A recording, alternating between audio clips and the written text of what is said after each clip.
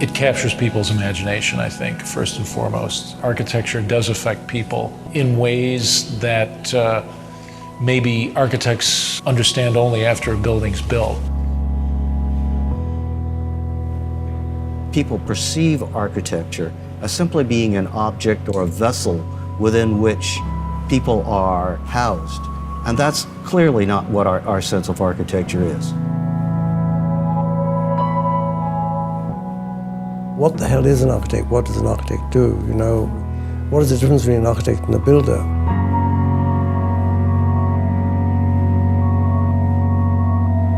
We concretize the world. We take human activities and we make manifest the physical structures that accommodate all manner of human activity.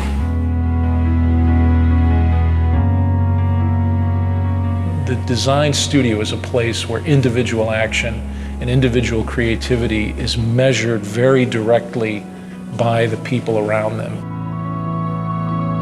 When students are doing their job, they're shifting the focus of how we're talking and thinking about architecture.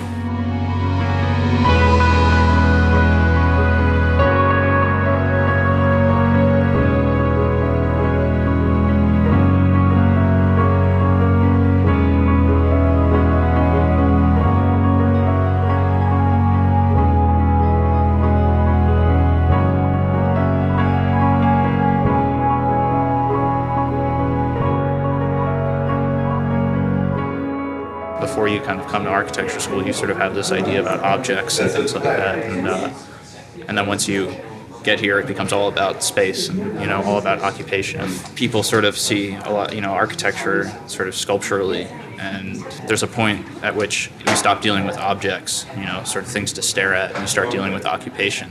I have a lot of friends who find it really hard to understand like my schedule here and how we function here and being here at strange hours of the day and working environment and what studio space is like. And the way of working too, Yeah. That's really important. Yeah. So, and also the idea of being critiqued. Like being critiqued is it's a foreign concept really, to a really business foreign student. Concept. Yeah. The design studio is a place where students have to perform on their own. They have to create something from their own imagination. They have to create something in response to a set of problems that are either given to them or they have to even invent the problem.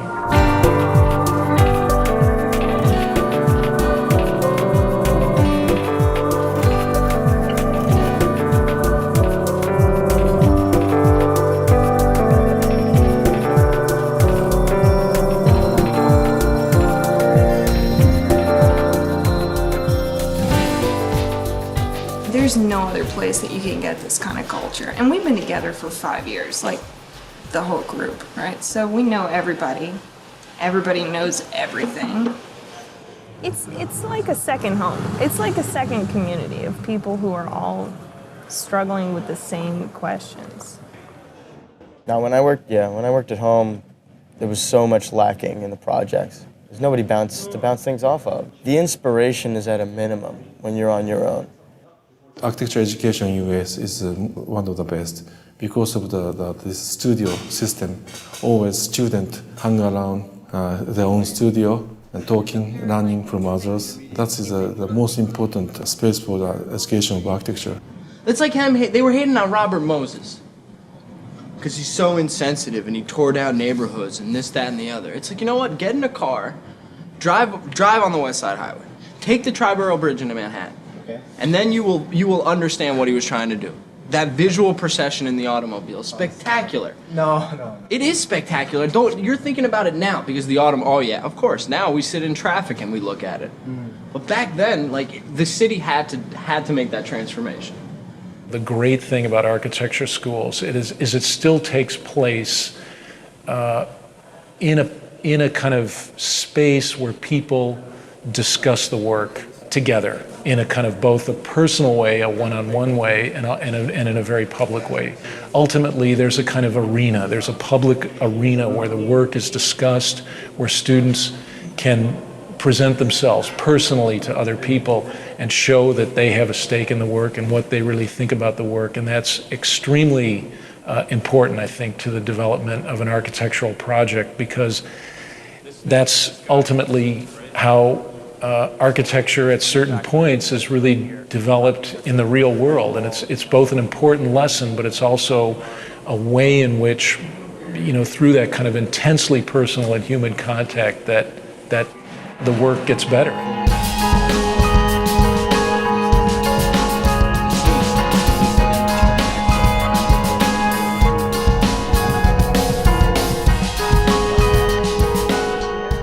I think a lot of the culture of studio happens at the most random times, like the most random hours. I hope that, yes. I think the humor adds another level of energy, that you can bring. So you got moments where, we're all like joking around and we're doing the work and we're joking and we're vibing and whatever. Some guy will come in here like, well, that's why you guys don't get any work done, because you're always doing the shit. And we're like, you. Go and do your project then and live in your little world by yourself. Because the humor brings the interaction, and the interaction brings the energy, and the energy creates an output between everybody, that we can all feed off of. Don't forget, Dave, the boss. Everyone stays late, everyone's hanging out and smoking cigarettes and drinking a lot of coffee and not really necessarily at your desk drawing or whatever. Architecture school is a really strange, specific environment. You can't possibly put that much work into something, like hours and hours on, one drawing or whatever, and make it be productive.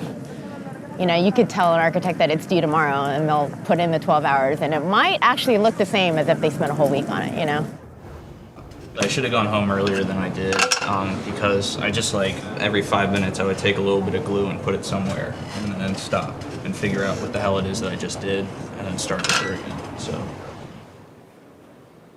I have this terrible thing that happens to me that I call the design high, where I can't fall asleep because I can't stop thinking about my project. And it's I get home, and the whole walk home I'm exhausted. And as soon as I brush my teeth and wash my face and get into bed, I need to go back to studio. Your health is kind of put on hold to make room for your ideas. Architects are masochists in some ways. You're in there to all hours of the night. You're cutting yourself at 3 o'clock in the morning. You're rushing to the hospital to get stitched. I mean, you're putting these models together that you're tearing apart and then putting them together again. And then you're going through this iterative process of evaluation that is incredibly personal, but yet also very public. And you're constantly putting yourself on display, opening yourself up to attack and criticism. I mean, it's intense. Why would you subject yourself to that and put yourself through that if you didn't love it?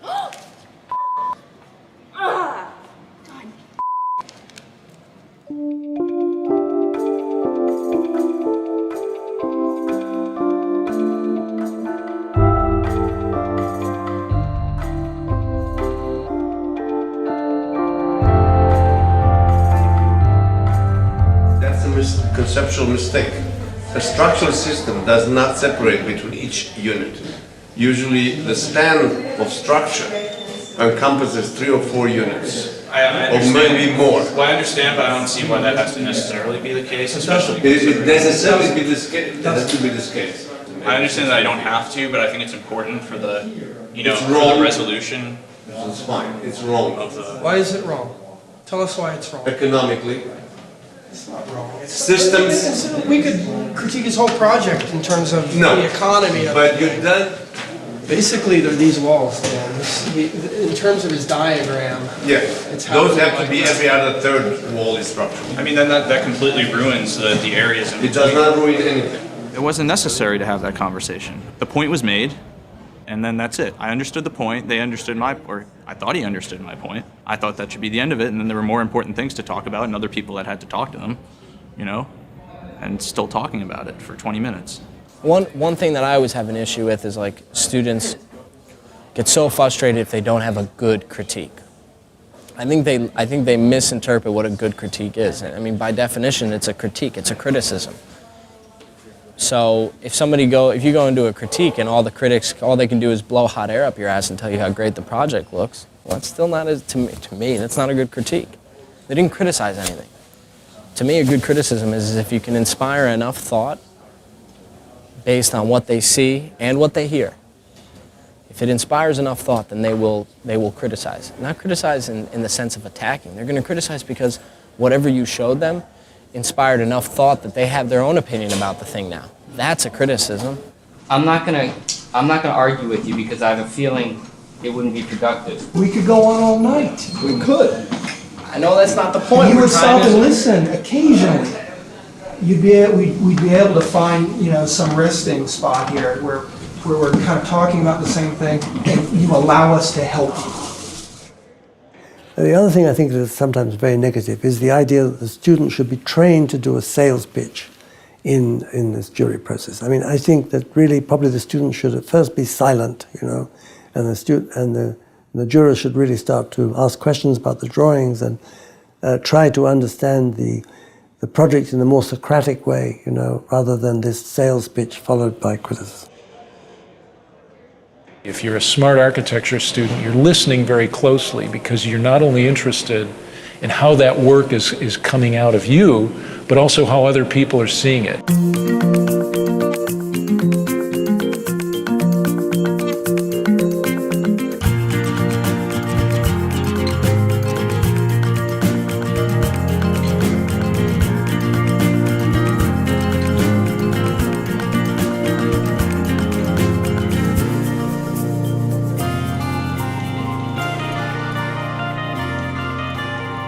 The best architects, in my view, are the ones who bring a coherent view of the world to design. Those are the folks that become the best architects in the sense that they're the ones that progress the profession, innovate, create new ideas.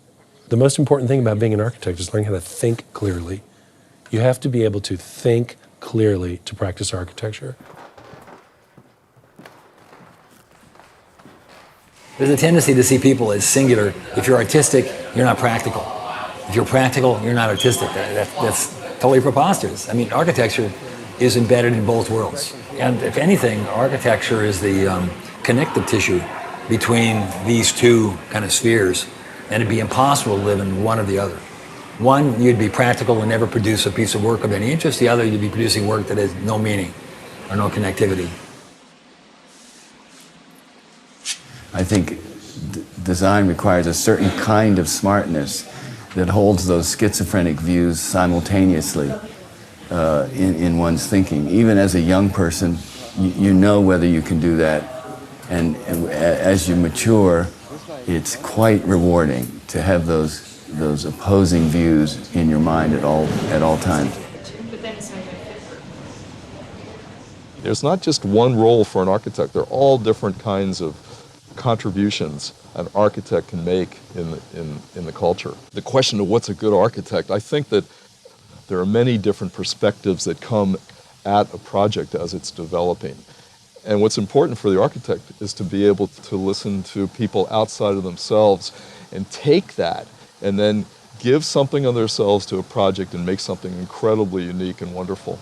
It has to be a person who's really willing to learn in a way that architects need to learn, which is they need to learn something every day for the rest of their lives. You've got to be, in a sense, kind of driven by that, in a sense, kind of inner force. But I think you also have to have the ability to kind of work through something and to be able to look at particular problems and be able to kind of listen and learn and examine with great patience some of those questions. So again, it's a kind of left brain, right brain kind of dichotomy that is, constantly, those demands are constantly placed on you as an architect.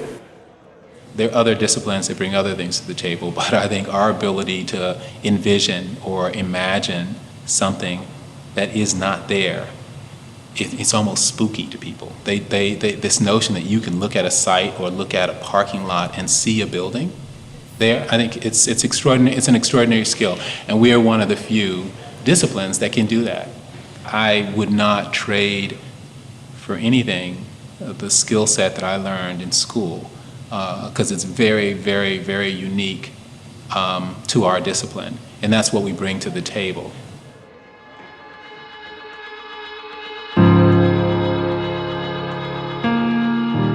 I don't believe schools of architecture, either historically or today, have particularly prepared young architects for the realities of architectural practice. Again, referring to this notion of a safe space where one can fail, where one can push the envelope in a sense. I think the academy always needs to be that. In a certain sense, you're a bit freer of the constraints of the real world.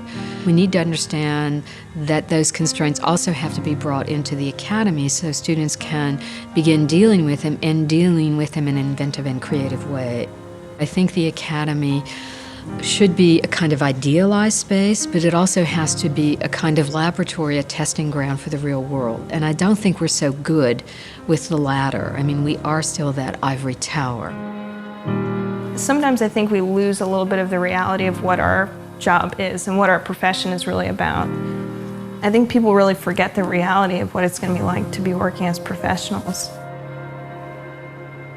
Architecture school is really unique because it's probably the only time that many of architecture students get to work on their own projects, because after that architecture is basically a service industry.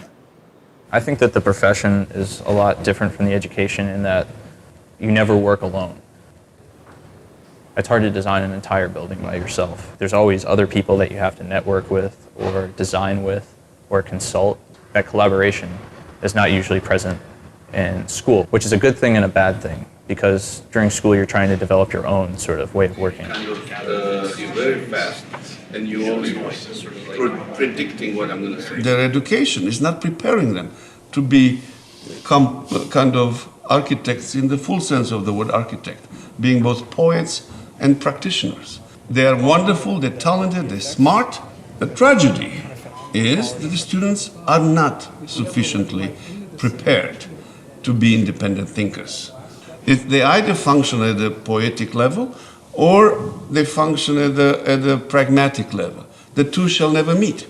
So we have to kind of help them put those two together. Do like a series of overlays where you'd start to see like if there's different spaces like this, how they would interact. The walls are they're retaining walls. They're retaining earth. They're retaining memories. It's like an earthwork, yeah. But like if you give me a word like that, we can respond to it. Right? Let me ask you this: why are they working just to put these things? They're making things. Yeah. Right, and they're making things because they want to create something of value, right? Mm-hmm. Why do they just want to put it in storage?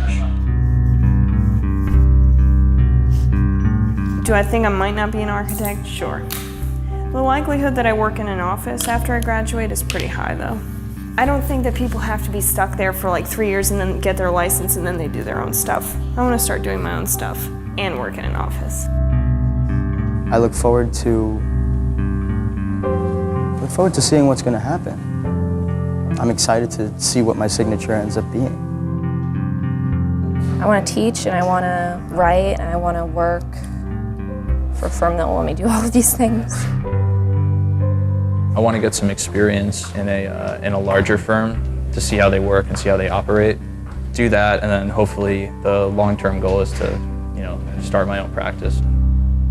The remarkable thing to me is how optimistic students of architecture are, how they sustain that optimism. And again, it's almost a bit like an actor or actress, that they still cherish that belief that they're going to break out of the chorus line in some way, even though the reality, as it is on Broadway, is very, very different. In part, it could be how they very quickly imbibe this notion of the star architect and this belief that, against all odds, that they might be able to make it. Well, today I think a lot of people, when they think of architecture, they think of architects. They think of the handful of brand name architects that they might have heard of, which to me is rather limiting. People only know Frank Gehry, I mean, there's other architects out there that are doing better work, greater work, more important work than Gehry. The problem is that the way we teach architecture right now is we sort of train everybody to do that exact same thing. The whole sort of pedagogical model right now is around creating the next generation of star architects. That's actually a flawed model. For many years, everyone wanted to be like Frank Gehry. They wanted to create great sculptures in the landscape. Whether those sculptures worked or not was largely irrelevant. The ability to use aerospace engineering to come up with forms that hadn't been built before was considered to be a primary task of someone coming out of school. That's over. That's over.